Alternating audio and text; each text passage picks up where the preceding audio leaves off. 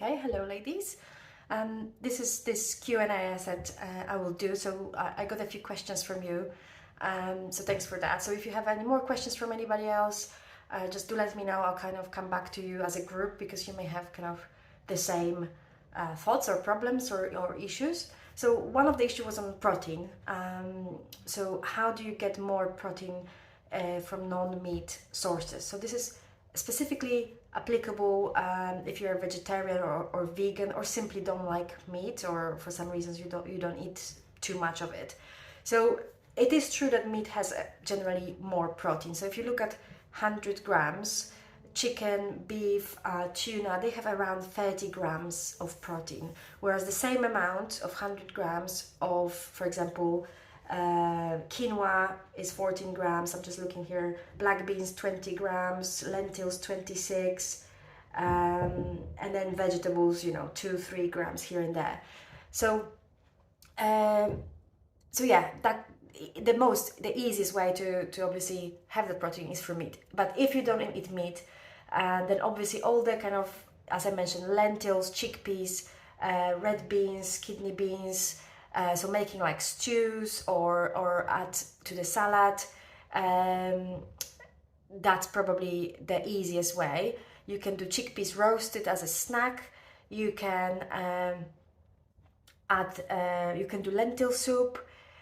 What else? So out of these things, then you have all the dairy. So eggs, 12 grams per 100 grams. But then you need to realize that obviously you're not going to have 100 grams of eggs, most likely. The same as almonds, chia seeds. They do have a lot of protein, but comparatively you eat small amounts, so you are not going to kind of ramp up that huge amount of protein you need. So generally, I know we're not talking about macros here in this program, and the easiest way to kind of track the protein is making sure that per each meal we have that palm size. But just so you know, roughly 20 grams per meal, if you do that 4 or 5 times a day, will give you your daily roughly amount. So between 120 grams of protein per day is recommended depending on your weight. So on kind of average person, woman, it's around that. So if you even hit like 100 grams a day, that's a lot. So that would be 5 portions of protein like that. So for example, your dinner, you obviously can have more than that. You don't have to have every snack this size, yeah? So we're looking at eggs, cottage cheese, Greek yogurt, natural yogurt, milk. Then you have the vegetarian things like tempeh, tofu. They have quite a lot. Peanut butter. I'm just looking here. Yeah, so there are ways, but for vegetarian vegans, it does take a bit more effort. The other thing, I think Eleanor mentioned protein powder. And yes, you can eat protein powder. So obviously, some people think protein powder is just for bodybuilders after workout, and it's not true. It's simply a added protein in a pure form to your meals. It does have calories, the same amount as any protein. So every gram of protein has 4 calories. The same carbs, 4 calories per gram. Fat, however, is 9 calories. So fat is double the calories. That's why we need much less fat. Yeah, protein powder, what can you do with it? You can do protein pancakes. You can add it to your porridge, to your breakfast. You can do a shake. So literally milk or water, shake it in a bottle. I do have protein powder at work, for example. So if I'm really, really snacky, and I kind of want to not go for cookies that are available at my workplace, then I go for protein powder shake. It's kind of a vanilla flavor. It tastes a little bit like McDonald's shake, the one I have, and I can pop in the group. I have a link, I think, still, that it gives you 40% off from one of the websites called Bulk, I think. So there's plenty of choices. You can have chocolate protein powder, vanilla protein powder, and yeah, you don't have to take it after workout. The workouts we're doing are too short to kind of justify that. It's just another way of adding protein to your meal for fun. It can be a meal replacement. I don't like meal replacements because Why would you replace a meal? You can have, the right stuff, the right nutrients, the vegetables, the carbs in a meal. If you do replacement like that, obviously you take away all the vegetables and other sources. You just have protein and fat because of the milk, let's say. So I don't really like replacements, and especially because once you stop replacing, what do? You go back to your old ways. Yeah, so I prefer to kind of think, let's focus on main meals, make them, good, nutrient dense, balanced meals, and then the protein powder comes kind of as a snack, I would say. The other question I think was about using less butter. And I can tell you, I'm coming from a country where butter is something that we really love and cherish, the same as potatoes. And I used to put probably literally 2-3 millimeters of butter on my bread when I was a child. My mum still does it, so when I go to Poland, I just cannot believe how much butter she puts. A spoon of butter is a lot of calories. It's pure fat. It does not really have any nutritional value as such, except of adding the fat to your diet, saturated fat. So nutritionally wise, it's not the best choice. So I don't use butter now. So how did I actually make this habit less? I didn't do that consciously. So I came to UK and it just was not very convenient. So what you can do is just not make it convenient. So to give you an example, in Poland, my butter was always outside because the whole family used so much that within a day or two, the whole thing was gone. So we didn't have to put it in the fridge. So it was always nice and soft to put on the bread. So convenient, yeah? When I came here, my husband didn't, at that point, boyfriend, didn't eat butter. I couldn't leave it out because it would just go off. Because I didn't have enough need to eat it very quickly, so I had to have it in the fridge. The British bread typically is a little bit like soft, so you can't easily put a butter from the fridge on the bread. So it just was very inconvenient. So I started using margarine, but then it doesn't taste very nice. So I just gave up at all. So when, for example, I have a bread with ham or cheese, I like to put other stuff on it, so it doesn't feel like. So it feels more moist, like cucumber or lettuce or tomato. I use a lot of Philadelphia cheese, the low fat. Again, no butter needed for that. I sometimes use cottage cheese, no butter.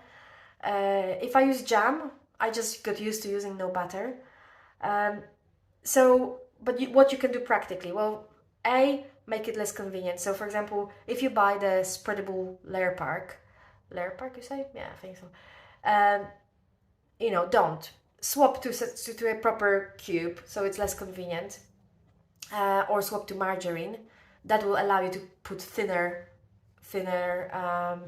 layers, or just choose toppings that can go without the butter. I mean, there's no magic formula except of consciously choosing different things or a different way you put it, or a different substitute.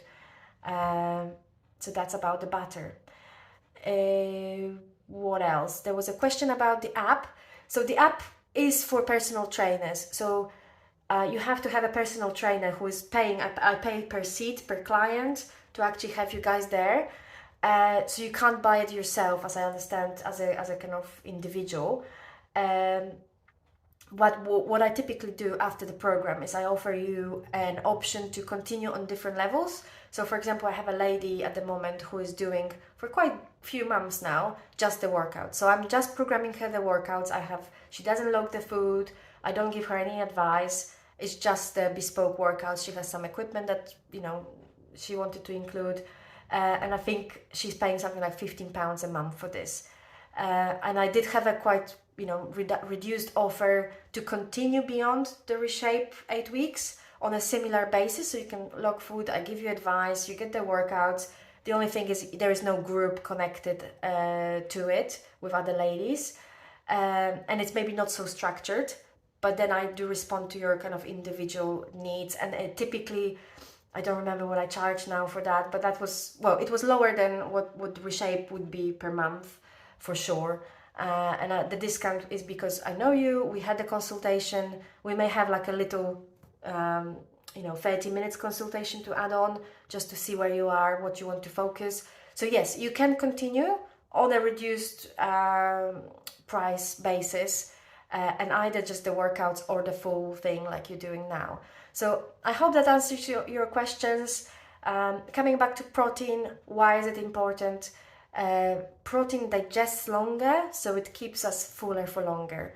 It builds the lean muscle, and the muscle then, the muscle mass will cause using more energy, so we will be burning more calories at rest. It shifts away from carbs, so if we kind of get full on protein, we potentially will not have those cravings, the blood sugar crashes. We may have cravings from other reasons, more emotional and stress and things like that, but not from the blood sugar level crash reason. So that's why, especially when you're trying to do a weight loss, protein is important. And that's why if you see those people who want to get really ripped, they just eat protein and vegetables, they limit the carbs to some extent, and they work out a lot. That's how you do it. Obviously, we are not here necessarily for that. We just want to have a balanced life, more healthy. And again, protein is something we simply don't eat enough, because carbs are available everywhere. Cookies, all the fried stuff, chocolate, bars, bread, pastas. It's easy to make carbs our kind of main staple that we use. Protein is something that is more expensive, not so palatable. You have to like fish or meat, or not everybody knows the recipes to use the beans and lentils and so on. So I'll pop on the group as well a few recipes that actually use lentils, use quinoa, things like that. So it's just trying on new things, expanding a little bit the recipes that we have. Okay, so if you have any more questions, pop them on a group, and we are halfway, so new workouts are coming, 4 weeks of new workouts, so you're not going to get bored, hopefully. So I know a few of you are really following the workouts, which is great. And yeah, 4 more weeks. Keep practicing what we've been talking about. Come back to planning your meals and doing the shop. That is the key. Without having stuff in your house, the food magically is not going to appear on your plate, okay? So that's just the summary. I shut up now, okay? Bye.